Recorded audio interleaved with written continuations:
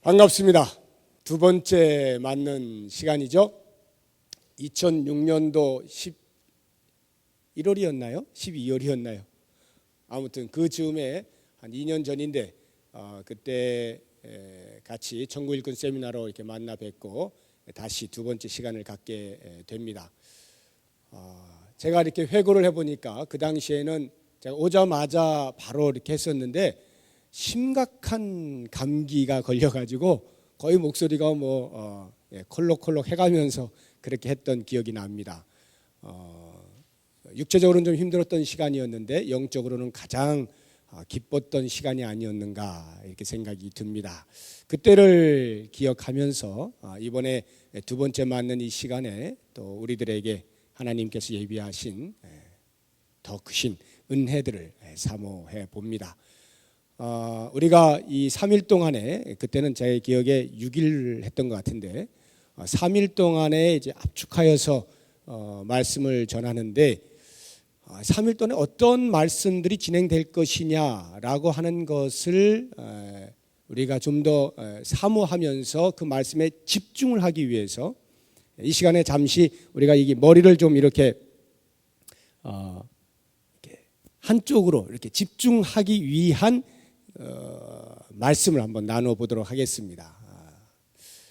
여기 펜이 있습니다.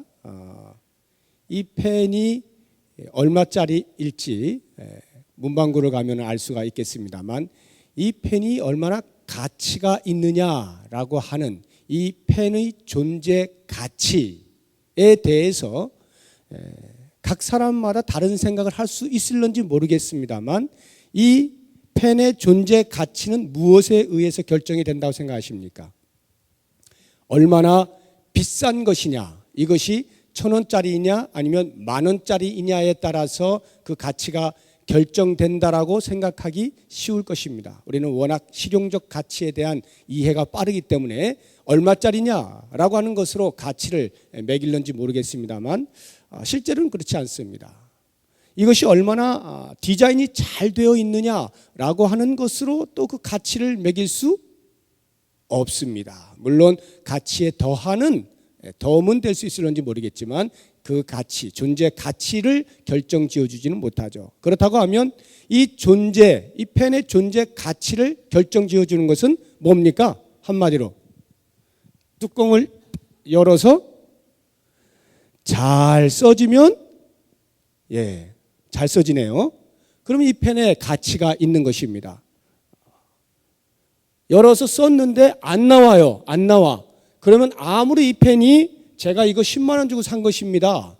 기가 막히게 멋있는 황금 머리를 하고 이렇게 디자인을 잘 해놓았어도 썼는데 안 나오면 이 펜의 가치는 없는 것입니다. 다시 말하면 존재의 가치는 무엇에 의해서 결정됩니까? 그 존재의 목적에 결정이 된다라고 하는 것입니다. 이 펜의 목적을 따라서 펜이 사용되어지면 그 펜은 가치가 있는 것이죠. 모든 사물이 다 그렇습니다. 존재 가치는 반드시 존재 목적에 의해서 결정이 되어지는 것입니다. 자, 그렇다고 하면 이 존재 목적이라고 하는 것은 과연 무엇에 의해서 또 결정되는가? 뭐겠습니까? 이 존재 목적은 존재케 한 사람이 있겠죠? 존재케 한 그 사람의 의도에 의하여 결정이 되어집니다. 다시 말하면 펜을 만든 사람이 있잖아요. 그 펜을 만든 사람이 펜을 만들면서 이렇게 쓰기 위하여 만들어야지라고 의도를 하지 않았겠어요? 그 의도에 따라서 사용되어지면 목적에 따라 사용되어지는 것이고 그 목적에 따라 사용되어지면 가치가 결정이 되는 것입니다. 만약에 이 펜을 만든 사람이 쓰기 위하여 칠판에 쓰기 위하여 만들었는데 이걸 보니까 이게 지휘를 해도 괜찮겠어요. 그래서 지휘를 이렇게 해서 지휘봉으로 사용을 했단 말입니다. 지휘봉으로 해서 기가 막힌 음악을 만들어냈다 할지라도 이 펜 자체의 가치는 없는 것입니다. 목적에 따라 쓰여지지 않았기 때문이죠. 그래서 모든 사물은 그 목적에 따라 쓰여질 때, 다시 말하면 만든 사람의 의도를 따라서 형성되어진 목적에 따라 사용되어질 때 가장 가치 있다. 자, 그러면 이제 교회를 한번 생각을 해보자고요. 교회. 제가 앞으로 교회라고 이렇게 말을 할 때는 항상 개인으로서의 교회와 공동체로서의 교회를 동시에 말하는 것입니다. 나 한 사람도 교회죠. 그리고 이 교회들이 모여있는 이것을 또한 교회라고 하죠. 그래서 개인으로서의 교회와 공동체로서의 교회를 동시에 이야기하는 것임을 염두에 두시고 이제 교회를 이해를 하시면 되는데, 교회의 가치는 어디에 있겠는가라고 하는 것입니다. 교회의 가치. 교회가 가장 가치 있기 위하여서는 이러한 논리에 의하면 교회의 존재 가치는 교회의 존재 목적에 의하여 결정되어진다라고 하는 것이죠. 교회의 존재 목적. 그렇다고 하면 이 교회의 목적은 누구에 의하여 결정되어집니까? 교회를 세우신 삼위 하나님에 의하여서, 삼위 하나님께서 교회를 세우셨잖아요. 이 삼위 하나님의 의도에 의하여 교회의 목적이 결정되어지고 그 목적을 따라 교회가 존재하면 그 존재는 가장 가치 있는 것이 된다라고 하는 것입니다. 이해가 되시죠? 자, 그런 면에서 이제 오늘부터 해서 3일 동안 제가 말씀드리려고 하는 부분 가운데에서 오늘은 교회에 대한 이야기를 좀 하려고 합니다. 우리가 아까 그 구호를 이렇게 이번 주제 구호를 외쳤는데 뭐 이번 주제뿐만이 아니라 지난번에도 똑같은 주제예요. 건강한 교회, 신나는 사역, 섬기는 일꾼, 이렇게 되어 있죠. 자, 건강한 교회라고 하는 말의 의미가 이미 이 건강하다는 것이 교회로서의 가치를 가장 갖게 되는 때를 가리켜 건강하다 이렇게 말을 하는 것이죠. 가장 가치 있는 삶을 사는 경우를 가리켜 건강하다라고 말을 한다라고 할 때 건강한 교회는 첫째 뭐가 있어야 돼요? 그러면 지금 이런 논리들에 의하면 목적이 있어야 된다는 것이죠. 어떤 교회가 건강하냐라고 할 때 목적이 있는 교회가 건강하다라고 하는 것입니다. 목적이 있는 교회.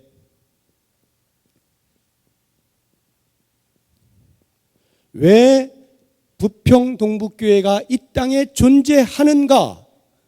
목적이 있느냐 이 말입니다. 우리 교회가 목적이 있느냐라고 하는 것이죠. 이 목적이 있는 교회가 건강한 교회입니다. 자, 그러면 목적이 있다라고 가정을 하고 목적이 있습니다. 그럼 이 목적을 이루는 데 필요한 뭐가 있어야 되겠어요? 전략이 있어야 되겠죠. 목적이 있으면 그 목적을 이루기 위한 전략, 도달하기 위한 전략, 다시 말하면 사역이 있어야 되는 것이죠. 우리 교회는 목적이 있는가? 두 번째, 그 목적을 이루는 데 필요한 사역들이 있느냐? 이 사역이 있으면 건강한 교회란 말이죠. 그 다음에 이렇게 사역이 있다면 이 사역을 실천해 나갈 사람이 필요하겠죠. 일꾼이 있느냐라고 하는 것으로 건강한 교회를 점해 볼 수 있다라고 하는 것입니다. 우리 교회가 건강한 교회인가? 목적이 있느냐? 사역이 있느냐? 그 사역에 필요한 일꾼이 있느냐라고 하는 것으로 우리 교회의 건강 정도를 점검할 수 있다라고 하는 거예요. 그러면서 지금 이렇게 건강한 교회에 목적이 있는 교회, 사역이 신나고 거기에 섬기는 일꾼이 있는 이러한 주제를 가지고 이번 3일 동안에 할 텐데, 오늘은 이 두 부분에 대해서 이야기를 할 것입니다. 건강한 교회와 신나는 사역, 이 부분, 다시 말하면 목적과 전략에 대한 이야기를 할 것이고, 내일과 모레는 일꾼에 대한 이야기를 할 것입니다. 이렇게 해서 천국일꾼 세미나를 이제 하게 될 터인데, 그러면 이제 지금부터 오늘 하게 될 목적이 있느냐라고 하는 부분에 대한 점검을 우리가 한번 해보려고 하는 것입니다. 목적이 있는가, 이것을 알기 위해서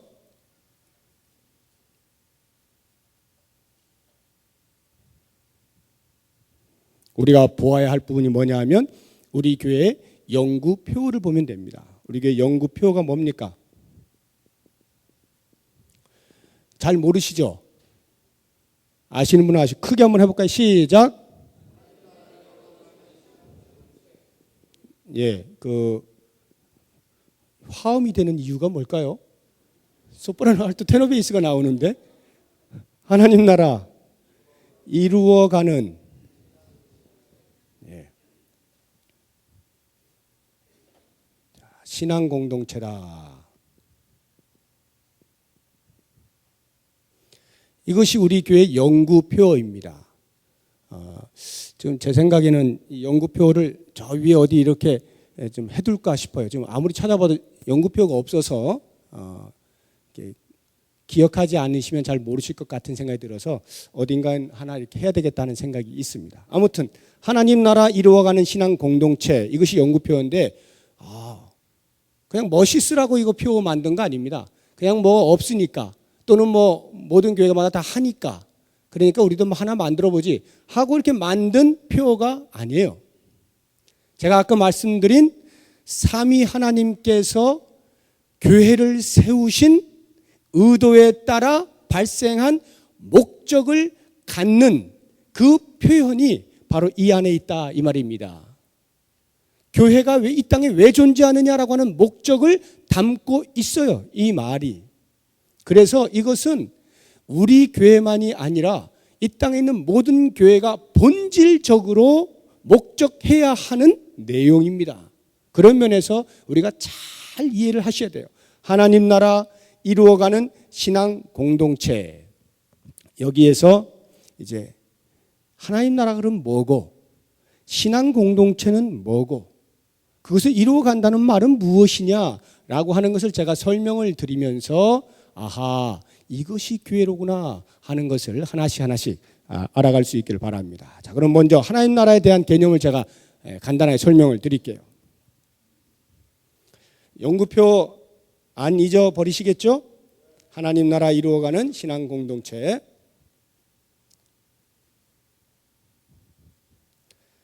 자, 그러면 하나님 나라에 대해서 우리가 한번 같이 생각을 해보겠습니다.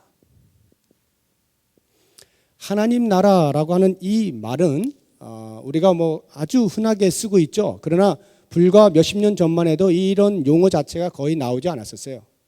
그런데 20세기에 여러 가지 이제 때마다 신학적인 이슈들이 발생하게 되는데, 그 가운데 20세기를 가장 달구었던 이슈 중에 하나가 바로 이 하나님 나라라고 하는 개념입니다.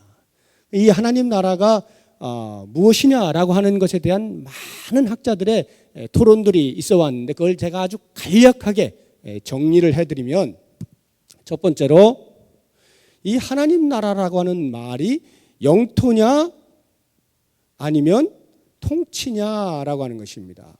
이거는 대 이런 말입니다. 영토 대 통치 이런 말이에요. 영토의 개념이냐 통치의 개념이냐라고 하는 것으로 많이 이야기가 되어 왔습니다. 무슨 말이냐면 하나님 나라, 즉 대한민국 하면 대한민국 어디 있어요?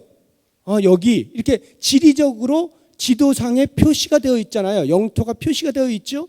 그런 것처럼 하나님 나라 하면 어딘가 어디에 있을까라고 하는 그 영토적인 개념으로 이해할 것이냐, 아니면 대한민국 하면은 비록 땅은 여기 있어도 미국 땅 안에 있는 한국 대사관은 한국 땅일까요? 미국 땅일까요?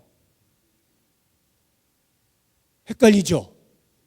미국에 있는 한국 대사관은 한국 땅일까요? 미국 땅일까요? 땅은 미국 땅인데 실제로 법이 집행되는 것은 대한민국의 법이 집행이 되는 곳이죠. 그래서 거기에는 대한민국의 통치가 이루어지는 곳이에요. 미국 땅에 있는데 대한민국의 통치가 이루어지고 있는 것입니다. 이런 면에서 하나님 나라를 단순히 어느 곳에 있나 어디에 있나라고 하는 이런 영토적 개념이 아닌 하나님께서 통치하시는 그곳이면 어디든 거기를 가리켜 하나님 나라라 부른다라고 하는 통치의 개념으로 이야기하는 많은 사람들이 있습니다. 이와 같은 영토와 통치에 대한 종합적인 개념을 가지시고 그 다음에 두 번째로 현재성 대 미래성이라고 하는 것인데 하나님 나라의 현재성과 미래성, 다시 말하면 하나님 나라가 지금 여기 있느냐 또는 하나님 나라가 앞으로 올 것이냐 이 말입니다. 여러분들은 하나님 나라가 이미 여기 임하였습니까? 아니면 올 것입니까? 어떻게 이해하고 계십니까? 예? 예, 그렇죠? 어떻게? 크게. 임하였어요? 임하였다. 손 한번 들어보십시오. 내리십시오. 생각보다 많습니다. 와야 한다. 하나님 나라는 와야 한다.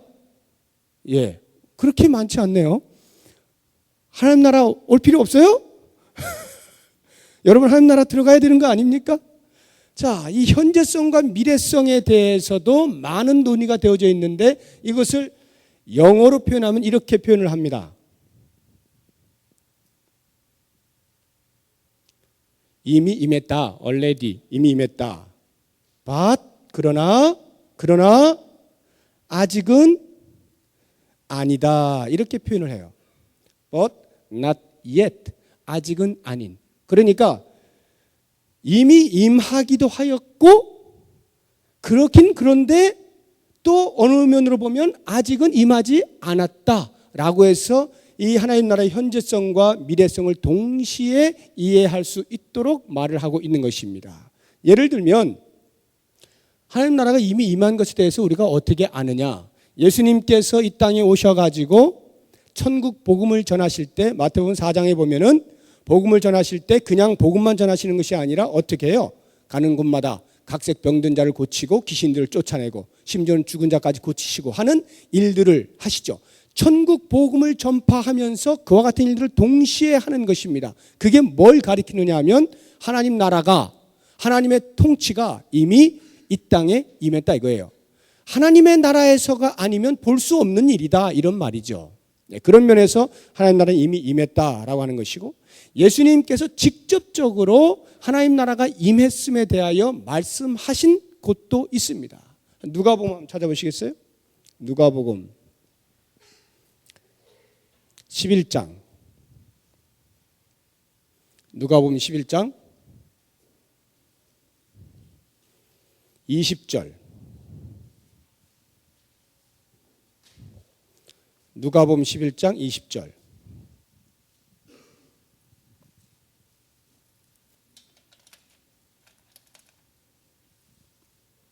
시작.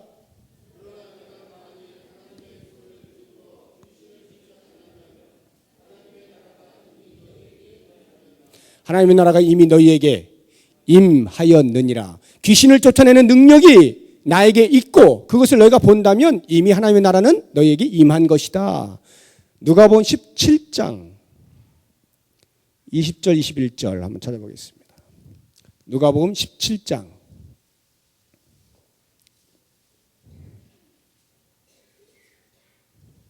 시작. 다시요. 다시. 다 못 찾으셨어요? 누가복음 17장 20절에서 21절 시작.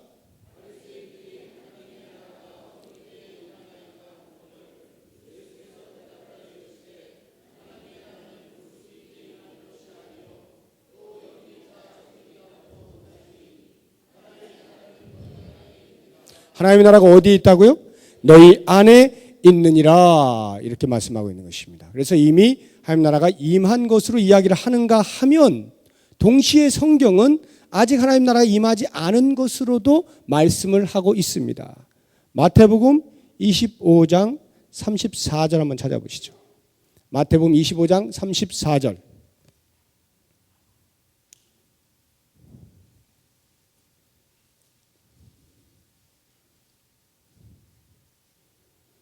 (25장 34절) 시작.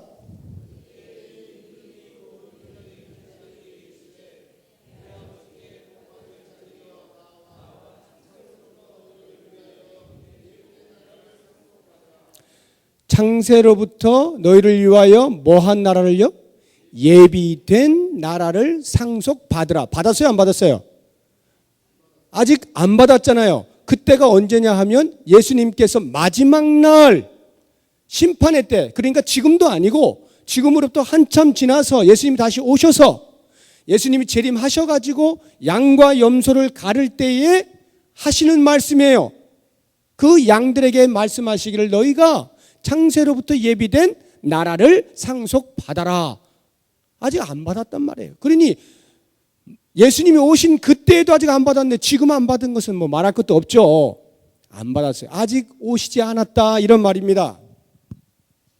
한 군데만 더 찾아보죠. 마가복음 14장 25절. 마가복음 14장 25절.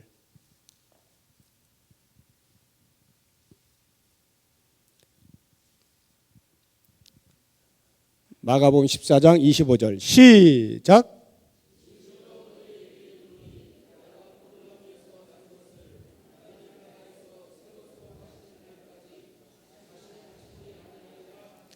예수님께서 하나님 나라에서 새 포도나무에서 나는 것 마실 때까지 이제는 다시 안 마시겠다.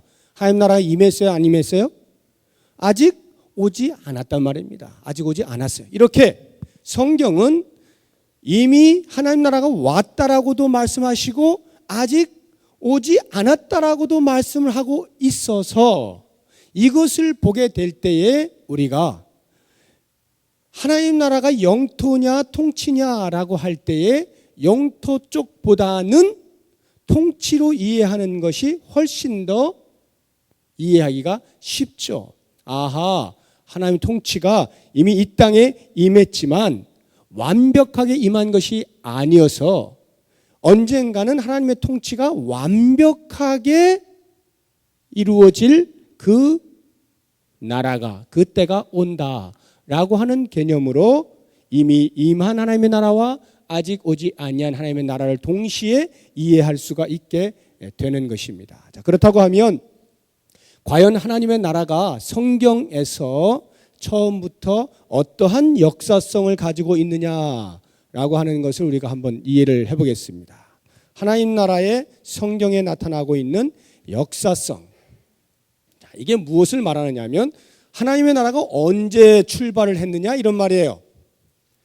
자, 여러분이 생각할 때는 하나님의 나라가 언제 나타난 것으로 알고 계십니까? 하나님의 나라. 하나님께서 이 땅을 창조하실 때, 하나님께서 이 땅을 창조하실 때 모든 자연 만물을 지으시고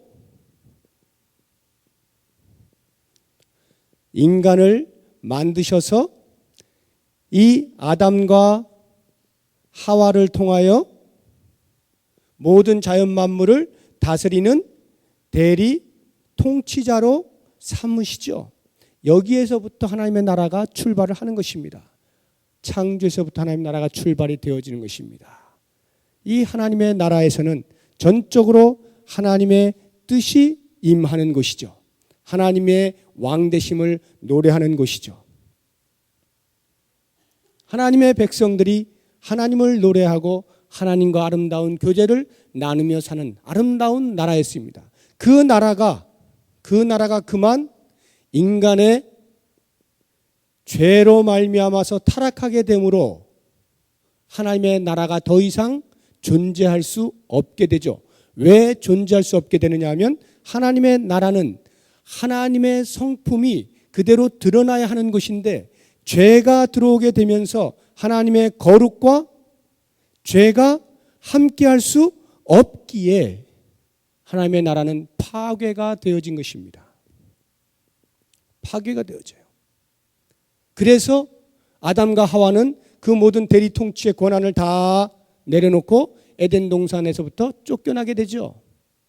더 이상 죄가 하나님의 거룩과 함께 있을 수가 없기 때문에 그 죄는 쫓겨나는 것입니다. 그러면서 인간 세계 속에서 하나님의 나라가 사라지게 되는 거예요. 그런데 놀라운 것은 하나님께서 창조를 하시면서 하나님의 나라를 세우실 때에는 그 누구와의 약속에 의한 것이 아니라 당신 스스로의 신실함에 의하여 하나님의 나라가 발흥이 되어졌고 그것을 계속하여 나아가겠다라고 하셨기 때문에 당신 자신의 신실함에 대한 그 언약의 약속을 지키기 위하여 하나님께서 이 타락한 인간 세계 가운데서도 여전히 하나님의 나라가 갈 수 있는, 하나님의 나라가 세워질 수 있는 방편을 마련하는데 그것을 가리켜서 구속의 전조라 이렇게 말을 해요.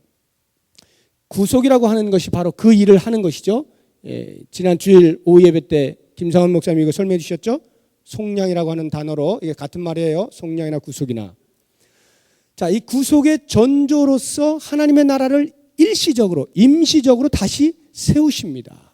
그러면 어떻게 임시적으로 세우느냐? 거기에 필요한 것이 곧 나라였고 그 나라에 필요한 법, 율법이었고 또 하나가 그 하나님의 나라에 죄를 없이 해야 하는 이 일을 위하여 제사가 있어야만 했던 것입니다. 바로 여기에 선택된 민족이 어느 민족이에요? 이스라엘입니다. 이스라엘. 그리고 그 이스라엘에 무엇을 주셨어요? 율법을 주셨다는 것이죠.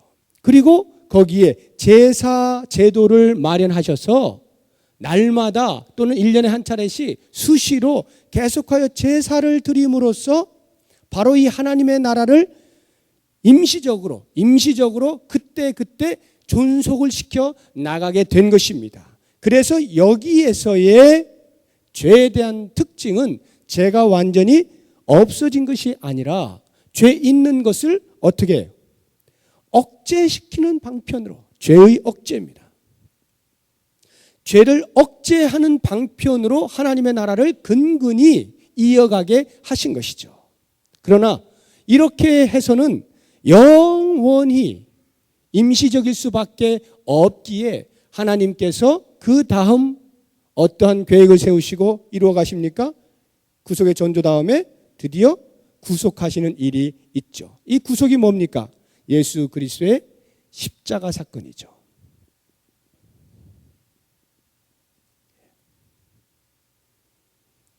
그래서 이 구속이라는 것을 어떻게 설명을 했어요?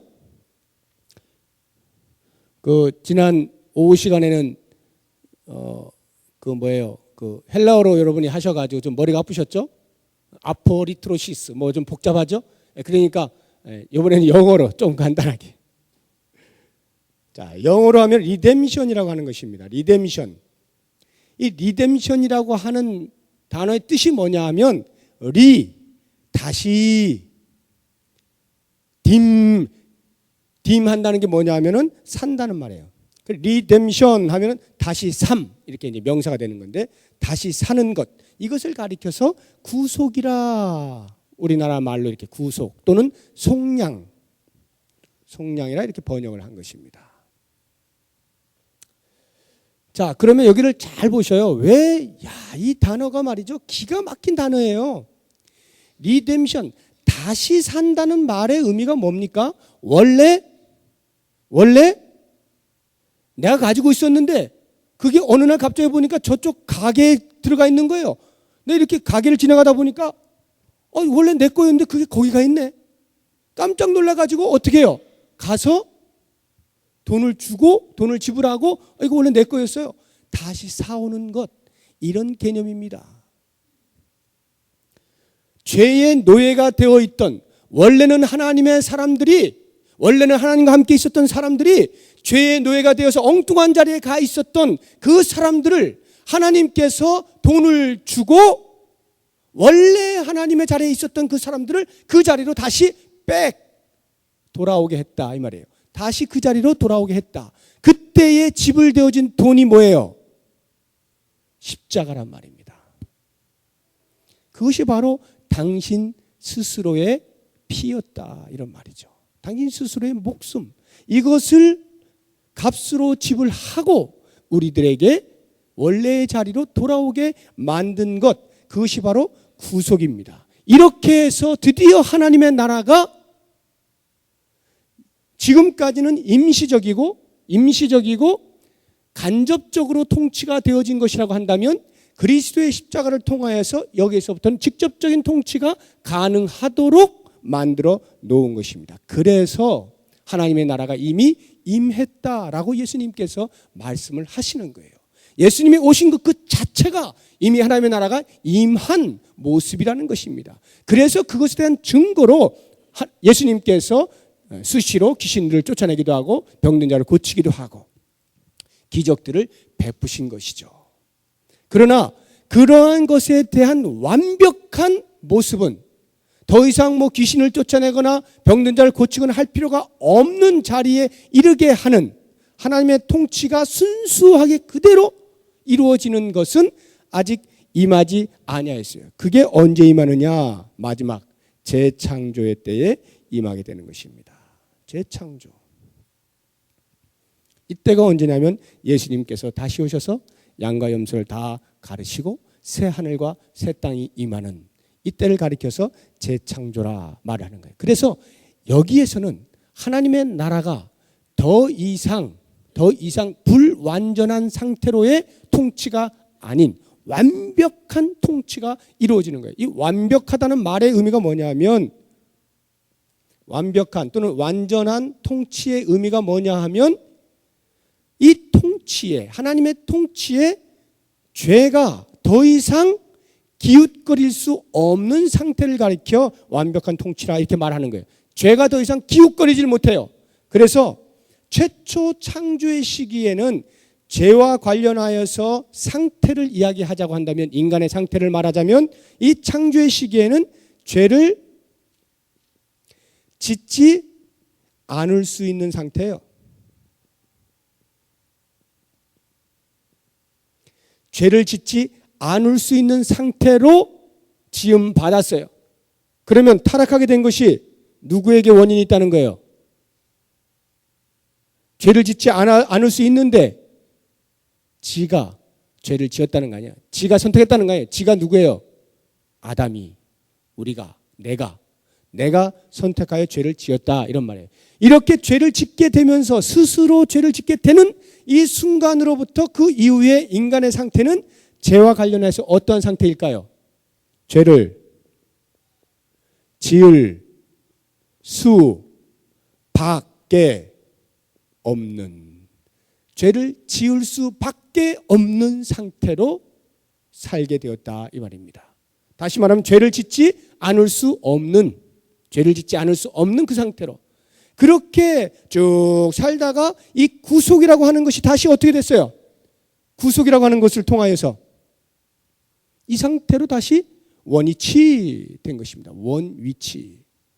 처음의 상태로 죄를 짓지 않을 수 있는 상태로 다시 환원되어졌다 이 말입니다. 그래서 오늘날 우리들이 예수 그리스도의 피에 의하여 새로운 사람이 되어서 거듭난 자로서 살아갈 때에 어느 상태로 살아가느냐? 이 상태로 살아가는 거예요. 죄를 짓지 않을 수 있는 상태. 그럼에도 불구하고 우리가 매일 죄 짓는 건 뭐예요? 내가 죄의 노예가 되는 거예요. 스스로가 죄를 짓지 않아도 되는 그리스도의 놀라운 십자가의 은혜가 있음에도 불구하고 그것을 입었음에도 불구하고 내가 때때로 의지적으로 자의적으로 죄를 짓는단 말입니다. 이것이 바로 불완전한 하나님의 통치라 이렇게 말하는 거예요. 하나님의 통치가 임하였으나 불완전해. 즉 죄가 여전히 이렇게 죄를 짓지 않을 수 있는 상태에 있음에도 불구하고 그 인간에게 여전히 어떻게 기웃 유혹을 한단 말입니다. 그래서 우리가 넘어가곤 하는 것이죠. 바로 이와 같은 상태에서 마지막 날 새하늘과 새 땅이 임하는 재창조의 시기에는 어떻게 되느냐? 죄를 말씀해 보세요. 죄를 지을 수 없는, 할렐루야, 죄를 지을 수 없는 상태가 된다 이런 말입니다. 여기를 가리켜 완벽한 하나님의 통치가 임하는 곳이라는 거예요. 죄를 지을 수 없어요. 더 이상 우리가 죄를 지을 수 없어. 아무리 죄를 짓고 싶어도 안 돼. 죄 짓고 싶은 마음도 안 생기지만 죄 자체가 기웃거리질 못하는 완벽하게 차단되어지는 곳, 죄가 사라져버리는 곳, 거기가 바로 재창조의 곳입니다. 바로 우리가 여기를 들어가는 것을 목표하고 소망하면서 구속받은 자로서 어찌하든지 하루하루 죄와 멀리하는 삶을 살고자 애를 쓰는 것이죠. 이것이 바로 성경에서 보여주고 있는 하나님 나라의 역사성이에요. 하나님 나라가 이렇게 흘러왔구나. 그래서 여기까지 가게 되는 것이로구나. 여러분, 요때는 여러 군데서 말씀하고 있습니다만 특별히 요한계시록 21장 그 이하를 쭉 보시면은 더 이상 눈물이 없는 것, 아픔이 없는 것, 사망이 없는 것, 빛도 없죠. 태양이 필요 없죠. 하나님의 영광이 너무나 환해서 태양이 필요 없어요. 또는 황금길 이렇게도 표현을 하는데, 수정과 같은 것이 하여튼 너무너무 아름다워서 우리 인간의 언어로 표현할 수 있는 최선을 다해보지만 가보면 그것은 아무것도 아닐 거예요. 아마 기가 막힌 곳일 텐데, 바로 그러한 하나님의 통치가 완벽하게 임하는 그러한 곳, 여기까지가 하나님 나라의 성경에서 보여주고 있는 역사성이에요. 자, 이런 하나님의 나라를 여러분들이 좀 머릿속에 그려 놓으시면서 그 다음에 그러면 이 땅에 있는 교회는 무엇이냐라고 하는 교회에 대한 개념들을 이제 좀 생각을 해보시죠.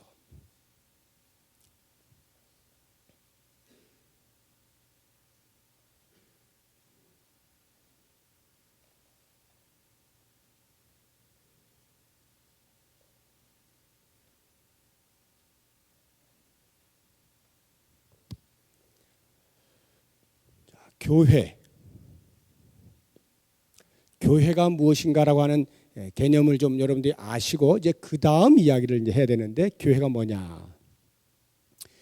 가장 먼저 성경에서 교회를 뭐라고 말하고 있느냐? 성경 신학적인 관점에서 교회는, 구약에는 뭐라고 나오냐면, 구약에는 교회라고 하는 단어는 안 나와요. 그러나 그와 같은 개념을 가지고 있는 용어가 있죠. 그것이 카할이라고 하는 것인데요. 또는 에다, 이 두 개가 아주 대표적인 이제 단어입니다. 제가 히브리어를 한국말로 이렇게 그냥 그대로 음역해 쓴 것입니다. 카할이라고 하는 것과 에다라고 하는 이 용어가 있어요.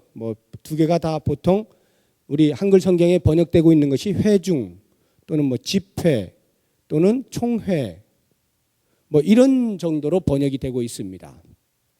비슷한 의미예요. 둘 다 부름받은 특별한 목적에 의하여서 부름받은 모임, 그 모임을 카할 또는 에다라고 하는 표현으로 이렇게 이스라엘의 총회 또는 이스라엘 회중 가운데 임하시는 이렇게 이제 번역이 되고 있죠.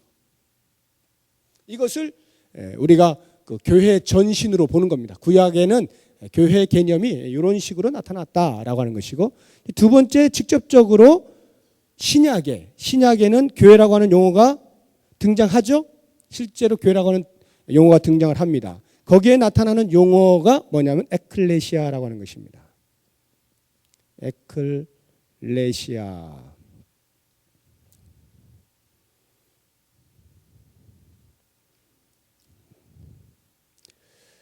이거는 헬라어입니다. 신약은 헬라어로 쓰여졌죠. 구약은 히브리어로 쓰여졌고, 이 카할이라고 하는 건 이렇게 씁니다. 카할. 에다는 에다 이렇게 쓰는데, 이건 이제 히브리어고, 헬라어는 에클레시아, 레시아 이렇게 쓰는데, 이 에클레시아라고 하는 말의 의미가 뭐냐면, 이제 이걸 우리 한글 성경에 교회라고 이렇게 번역을 해놨어요. 에크라고 하는 이것과 클레오라고 하는 두 단어가 합쳐져서 에클레시아라고 하는 하나의 단어로 합성화가 된 것인데, 이 에크라고 하는 것이 뭐뭐로부터 이런 말이에요. 클레오라고 하는 것이 부르다라고 하는 말이에요. 그럼 에클레시아는 어디로부터 부르다, 즉 이 세상으로부터 구별되이 부른 모임, 무리, 이걸 가리켜서 에클레시아, 교회 이렇게 번역을 해놓았습니다. 이 교회하고 약간 다른 개념, 비슷한 이런 모임이라고 하는 의미로서는 같습니다만 약간 다른 개념이 회당이라는 말 성경에 많이 보시죠? 사도 바울이 전도로 들어갔을 때 맨 처음에 회당에 들어가서 예수님도 회당에 들어가시고 회당. 예. 시나고그라고 하는데 시나고게 이렇게 하는데 이 회당으로 번역해요. 이 시나고그는 모임이긴 모임인데 좀 유대적 냄새가 나는 것이에요. 유대 사회에서 유대교의 어떤 모임에 많이 쓰는 게 이제 이 회당이에요. 그래서 주로 예수님이나 사도 바울이 이렇게 회당에 들어가셨다고 할 때는 거의 유대교 그 무리들이죠. 그래서 최초로 이제 신약에서 교회는 에클레시아로 이렇게 등장해서 예수님께서 마태복음 18장 16절이죠. 내 반석 위에 내 교회를 세우겠다라고 하는 그때 그 교회가 이 에클레시아라고 하는 것입니다. 자, 이런 이제 성경에서의 용어들을 통하여 우리가 교회를 이해를 할 수가 있어요. 그러면 조직 신학에서는 어떻게 이야기를 하고 있느냐? 조직 신학적인 관점에서의 교회의 개념을 여러분들이 이해를 하신다면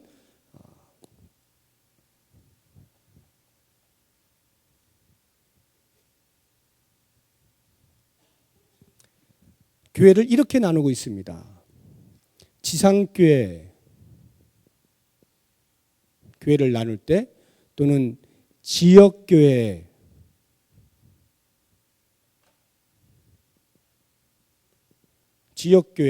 또는 유형교회, 또는 가견적 교회, 또는 전투적 교회. 자, 이게 다 무슨 말이냐면 이 땅에 있는 우리 교회를 말하는 거예요. 이 공동체를 가리켜 지상교회, 이 땅에 있다 이 말이에요. 그리고 지역교회, 지역마다 이렇게 있단 말이죠. 지역교회, 유형교회, 눈에 보이는 교회다 이런 말이에요. 가견적 교회, 역시 이것도 눈에 보이는 유형이란 이런 건물이 이렇게 있는 형태가 있는 그런 교회다 이런 말입니다. 눈에 보이는 교회다.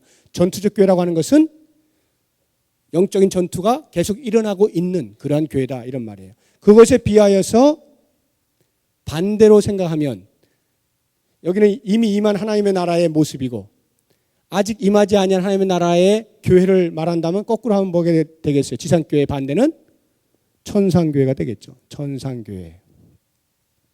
지역교회 반대는 이렇게 지역 있는데 저 하늘나라는 어떻게 돼요?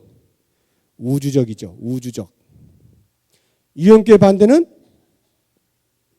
쉽죠. 이거는 가견적 교회의 반대는 불가견적, 안 보이는 불가견적.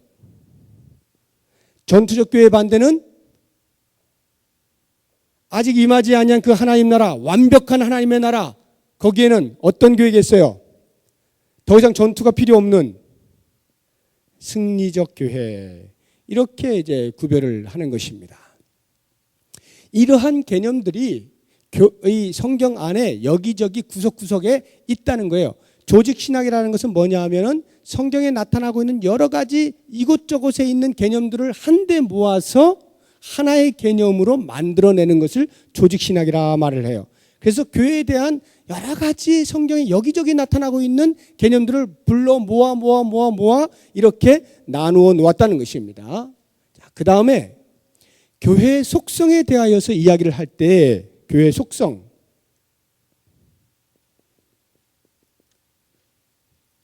교회의 특성, 교회를 설명할 때 네 가지로 설명을 했습니다. 니케아라고 하는 니케아 회의가 있었는데 니케아, 콘스탄티노플.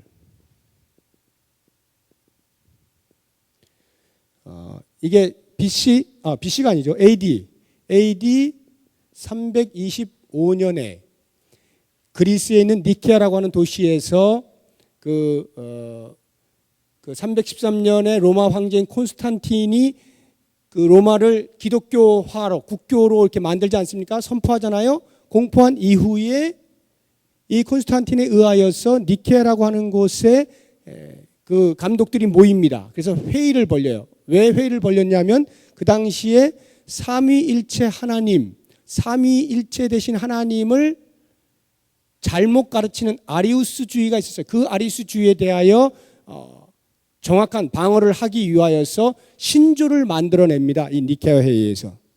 그때 만들어진 그 신조 가운데 니케아 회의 3조에 보면 이런 말이 나와요. 그리고 이 신조를 좀 더 강화시킨, 보완시킨 것이 381년에 콘스탄티노플이라고 하는 곳에 다시 모여가지고 이 니케아 회의 때에 만들었던 신조를 더 보완하고 강화를 시킵니다. 그래서 이 두 개를 합하여 니케아 콘스탄티노플 신경이라 이렇게 말을 하는데, 이거를 줄여서 그냥 니케아 신경 이렇게 말을 해요. 이 니케아 신경 3조에 보면 교회의 속성이 4가지로 등장이 되어 있어요. 첫째, 원.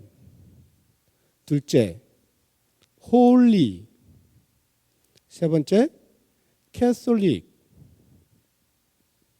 네 번째, 어파스톨릭. 이렇게 4가지로 속성을 이야기를 해놓고 있어요. 이 말의 의미가 그 당시에 이 말의 의미가 무엇이었느냐면, 원이라고 하는 것은 가톨릭이, 교회가 그 당시 이제 교회죠. 뭐 지금 이제 종교개혁 이후에 가톨릭과 개신교가 나눠졌습니다. 그 당시 그냥 하나의 교회 아니었겠어요? 교회가 하나다라고 하는 것인데, 이 하나라는 말의 의미가 뭐냐 하면 조직적으로 로마의 지금 그 가톨릭의 그 중심지가 어디예요? 로마에 교황청이 있는 곳이 어디예요? 바티칸 교황청 들어보셨어요? 바티칸 교황청. 이 바티칸 교황청을 중심으로 하여서 모든 가톨릭은 전 세계에 다 흩어져 있는데, 그것이 다 이것을 중심으로 하여 하나다 이런 말이에요. 그래서 이 그 가톨릭의 그 조직 체계가 중앙 집권 체제잖아요. 바티칸에서 나오는 모든 것이 전 세계를 지배하지 않습니까? 이런 면에서 하나다라고 하는 거예요. 교회는 하나다.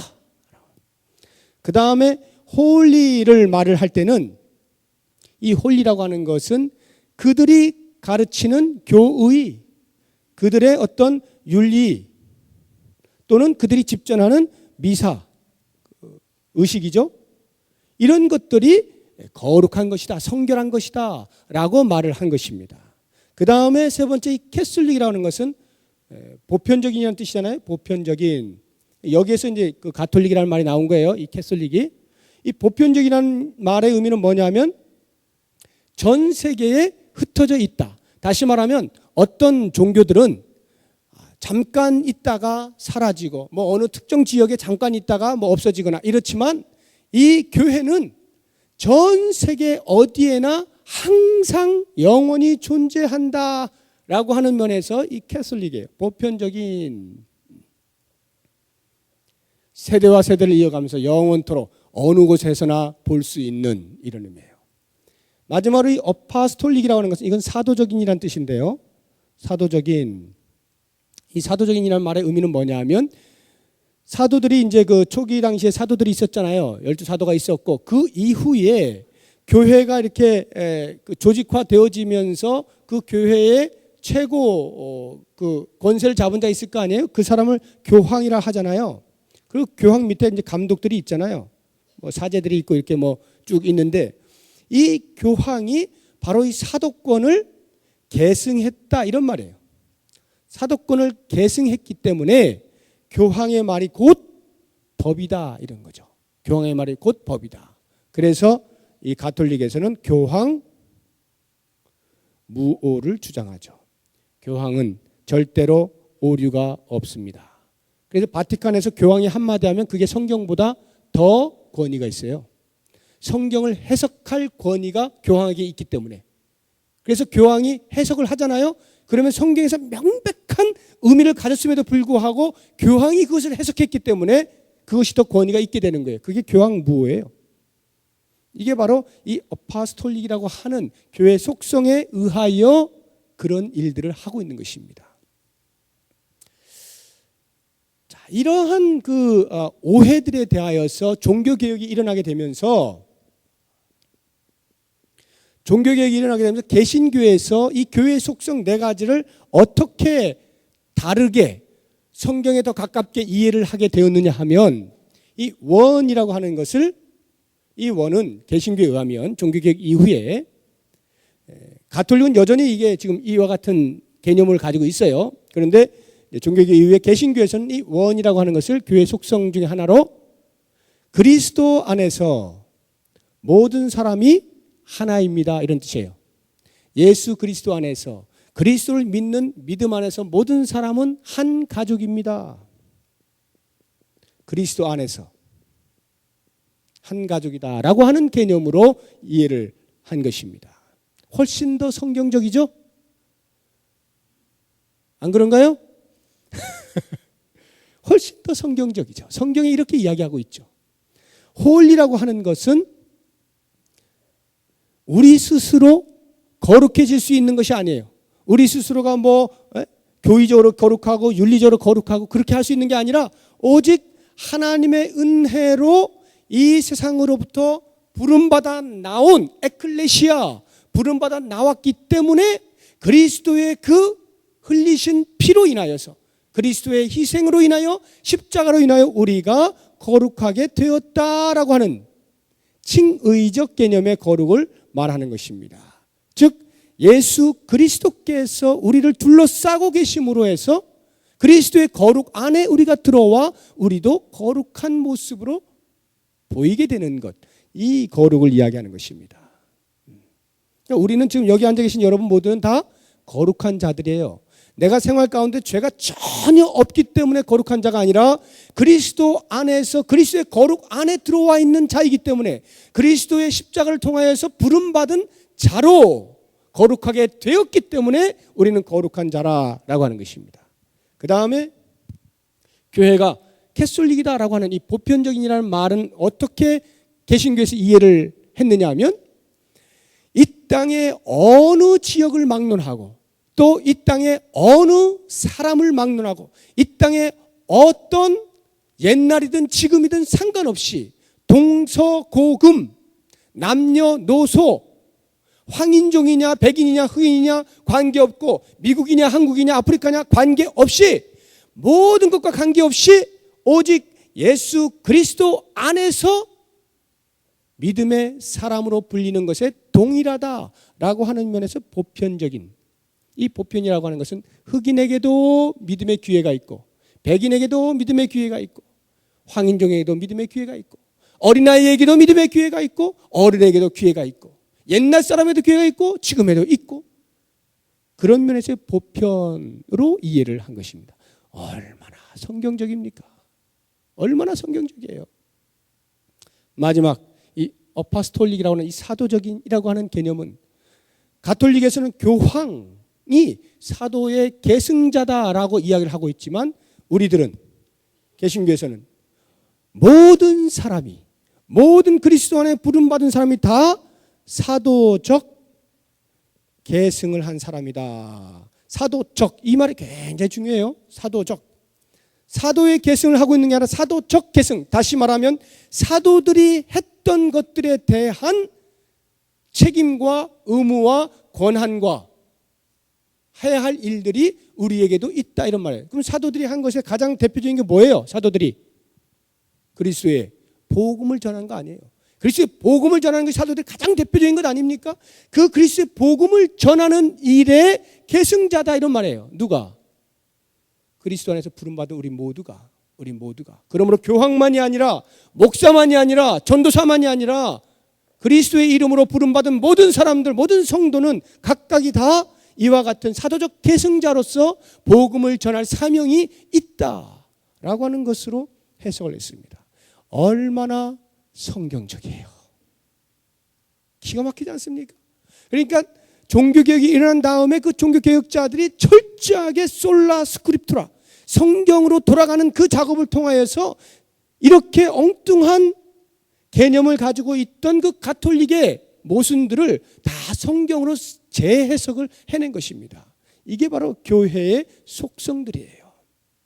자, 여기까지 보실 때 지금 제가 성경신학적인 관점에서의 교회와 조직신학적인 관점에서 교회에 대한 설명을 드렸는데 이와 같은 설명들은 전부가 다 성경신학에서 보시다시피 그것은 용어를 설명해 드린 거지. 제가 교회란 용어가 이런 것인데 이런 뜻입니다. 이걸 제가 설명을 해드렸고, 조직신학에서는 교회란 이런 개념을 가지고 있는 교회입니다.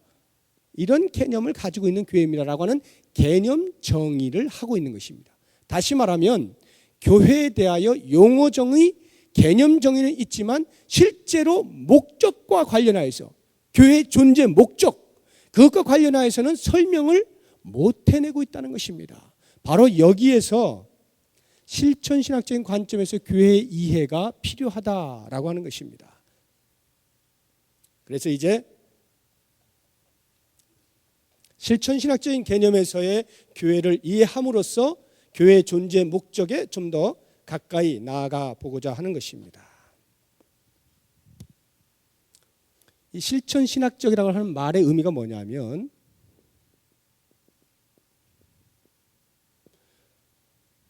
관점. 자, 다시 한번 우리 연구표를 한번 보자고요. 하나님 나라.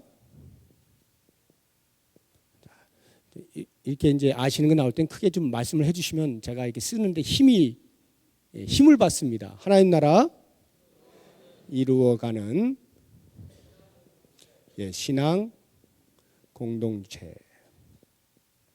자, 여기서 보시면은 신앙 공동체, 이게 교회잖아요. 지금 이게 교회인데 교회의 존재 목적이 이 안에 담겨 있다 그랬죠. 표현되고 있다 그랬죠. 존재 목적이 뭐예요? 하나님의 나라를 이루어가는 것이 교회의 목적이다, 이런 말이잖아요.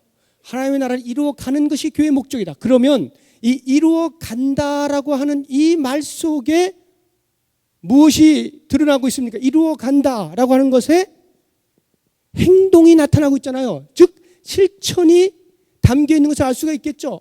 이루어가는구나. 뭘 어떻게 이루어가느냐 제가 이제 좀 이따 설명드리겠습니다만 이루어가고 있잖아요. 행동하는 거예요. 실천하는 거예요. 이런 면에서 바로 실천신학적 관점이란 바로 이것을 의미하는 것입니다.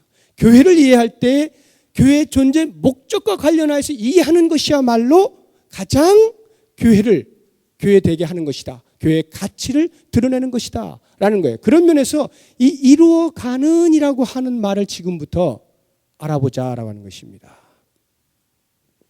첫 번째는 하나님 나라 보았죠. 두 번째로 교회 개념 정리했죠. 그 다음에 이제 이 이루어가는이라고 하는 것을 보면서 교회의 실천신학적 관점의 의미들을 한번 밝혀보자라고 하는 것입니다. 자, 이루어간다라고 하는, 여기에 행동이 있고 실천이 있다 했는데 이것이 바로 교회의 목적이라 했어요. 그럼 이와 같은 목적에 따른 교회의 역할이 무엇이냐? 이와 같은 목적에 따른 교회의 역할이 무엇이냐라고 하는 것을 먼저 세 가지로 살펴보고,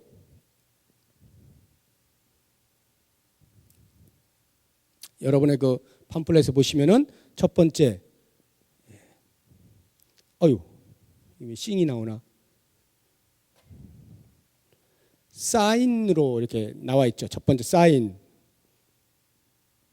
제가 한번 이렇게 번역을 해놓은 것 같은데 표지 맞습니까? 표지로 되어 있죠. 표지. 두 번째 인스트루먼트, 도구, 이렇게 번역해놨어요. 그 다음에 세 번째 for taste, 미리 맛봄. 자, 교회 이러한 목적에 따른 교회의 역할을 이 세 가지로 보시게 되면 거의 틀림이 없는데, 하나가 사인이고 두 번째가 인스트루먼트고 세 번째가 포테이스트다. 사인이라는 말은 뭐 다도 쓰니까 알죠. 사인이다. 인스트루먼트, 도구다. 뭘로 사용되어진 도구다. 테이스트가 맛이잖아, 맛. 근데 미리 테이스트, 맛본다라고 하는 것이에요.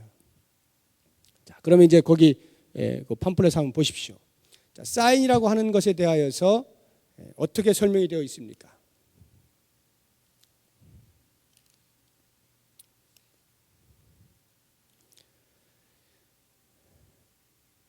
자, 그 영어를 보시면은 how the church, 교회가 어떻게, 이런 말이죠. as a called community of God's people, 하나님의 백성들의 부름받은 공동체로서, 좀 더 쉽게 말하면 하나님의 백성으로 부름받은 공동체로서 point beyond itself to, 그 교회 너머에 포인트할 수 있느냐, 이렇게 가리킬 수 있느냐. 교회 너머, 교회가 어떻게 하나님의 부름받은 그 백성으로서 교회 너머를 가리킬 수 있느냐. 뭐를 가리켜요? To the promised fulfillment of the coming reign of God, 하나님의 다가올 통치, 하나님의 다가올 통치의 약속된 완성을 향하여 가리킬 수 있느냐. 조금 어려우시겠습니다만 제가 쉽게 설명해 드리면 이런 것입니다. 교회가 존재할 때에 교회의 역할이라고 하는 것은 교회 자체에 있지 아니하고 교회가 beyond itself, 교회 너머의 하나님의 나라의 통치를 가리킬 수 있어야 된다는 거예요. 하나님 나라의 통치를 가리켜야 된다. 다시 말하면 하나님 나라의 통치가 여기에 있습니다. 하나님 나라가 여기에 있습니다. 하나님의 왕되심을 드러낼 수 있는 존재이어야 한다라고 하는 것입니다.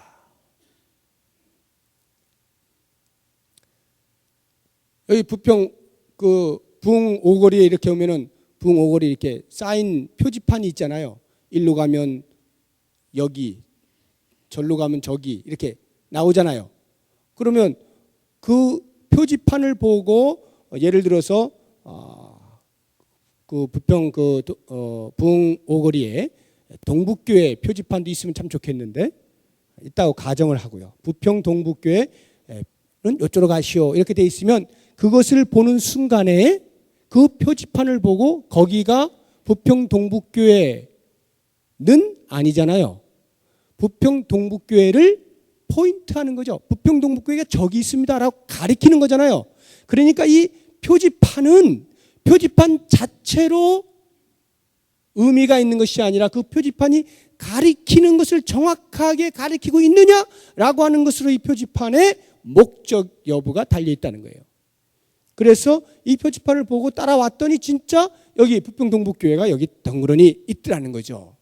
그렇게 되면 이 표지판은 그 역할을 성실하게 감당한 것입니다. 그런데 엉뚱하게 저쪽 계산동 가는 쪽으로 이렇게 가리켜 놓고 사람들이 그쪽으로 막 쫓아가는데 아무리 봐도 부평 동북교회가 없어. 그러면 이 표지판은 부평 동북교회하고 이렇게 표지판으로는 되어 있으나 그 목적에 따라 쓰임받지 못한 것이 되겠죠. 역할을 제대로 못했다 이런 말입니다. 그런 것처럼 교회가 존재를 할 때는 이 땅에 있는 교회 자체로서의 의미가 있는 것이 아니라 이 교회가 하나님의 나라가 여기 있습니다 라고 하는 것을 알려주는 역할을 할 때 비로소 그 교회가 교회된다 이 말이에요. 우리 부평 동북교회가 이 땅에 있는 교회들 가운데 하나로서 하나님의 나라를 가리키고 있느냐, 하나님의 나라의 통치가 여기 있다라고 알려주고 있느냐, 하나님의 나라가 여기 있습니다라고 보여주고 있느냐라고 하는 것으로 우리 교회가 역할을 다하고 있는지 아닌지를 알 수 있다는 것이죠. 이해가 되십니까? 이것이 바로 사인이라고 하는 거예요.